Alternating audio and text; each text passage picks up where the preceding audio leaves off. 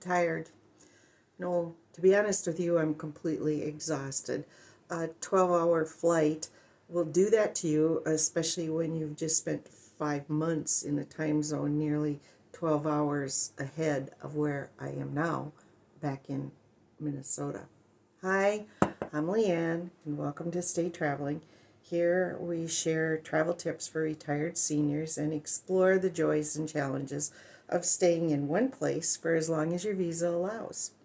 This slower, sustainable way of travel can be so rewarding, and it makes the most of your health, your time, and your money. But here's the thing. While traveling at our age presents its own set of challenges, being away from home for months on end presents a whole different set of problems. Sure, there's the jet lag to overcome and the reverse culture shock. That's definitely a topic for another video. But today, however, I want to talk about the surprises and challenges you might face when you open your front door after being gone for months. We spend so much time preparing to travel, but how many of us actually prepare for coming back?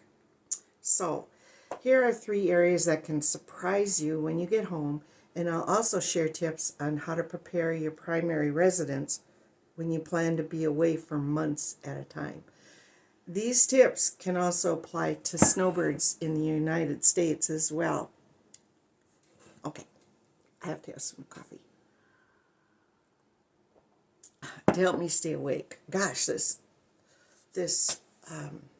jet lag is something else. I wake up at 2:30 in the morning, and then I can't fall back asleep, and then I have a hard time making it through the day. Anyway, let's talk. Number 1, your house. My husband Chan and I have been traveling to India for at least 5 months each year for the past 8 years, and we've retained our house in Minnesota. I realize that some people who do this type of traveling have sold their house and their possessions, but not us. We want to retain our home base. But let me tell you that something in our home base always acts up after sitting idle for so long.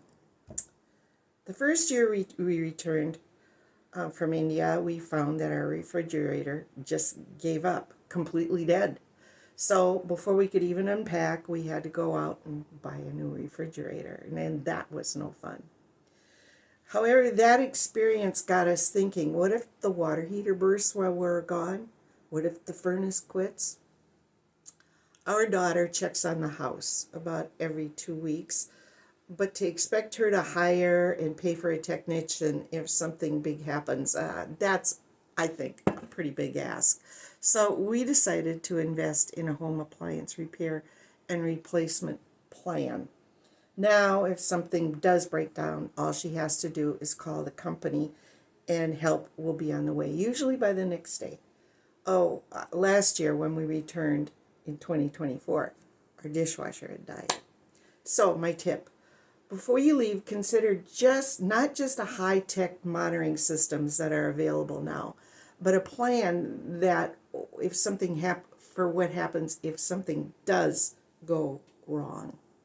Okay, so number 2, let me have some more coffee.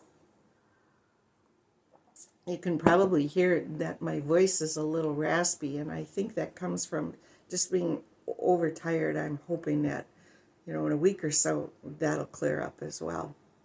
So number 2, let's talk about number 2 when you return your vehicle. Even if your house is in order, there's your car to think about.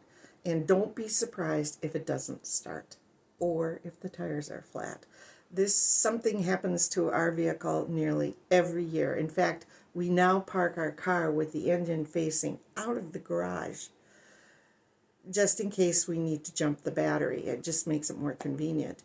And in 2024, even that didn't help because we ended up needing a whole new battery altogether. One thing I learned was that I had accidentally left my cell phone charging cord plugged in the car, and I not realizing that it does drain the battery. And the other thing that I've learned is that because of all the technology in newer cars, the battery, it just keeps draining the battery.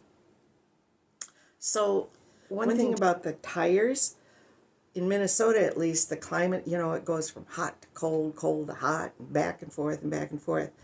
And if your car sits for too long, for the tires can end up flat or at least needing some air. And that can be, you know, a little bit of a nuisance as well. And of course, that happened to us this year. The other thing, which I was surprised when we came back, really the only thing that the car needed was a little bit of air in the tires, but the battery to our key fob was dead. So, my tip, we invested in AAA services and we call them nearly every year to help us with the tire or with the battery. And by the way, I want to let you know you can save some money on your car insurance when you're away by I can't remember if it's taking off the collision, but talk to your insurance company because we save about $300. And just remember that when you come back to the United States to, enhance your car insurance. Good idea. Okay, number 3, cost shock. You probably budget for your travels, but what about when you come back? In the past 4 days since we returned to Minnesota, we've spent nearly $1,000 restocking the pantry. Before leaving for India, we clear out open containers and anything that could go bad during our time away.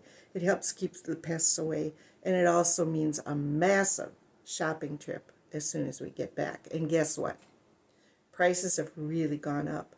And what we paid for essentials in India is at least double here. And then there's the fun of trying to find your usual products, even if they're still available. And you may find out that your favorite stores are out of business. So, tip, plan for these expenses when you're budgeting for your travels, because really they can add up. Well, that's it. Well, that's it for now. I'd love to hear your stories about returning home after long-term travel. How do you deal with the transition back to your stateside life?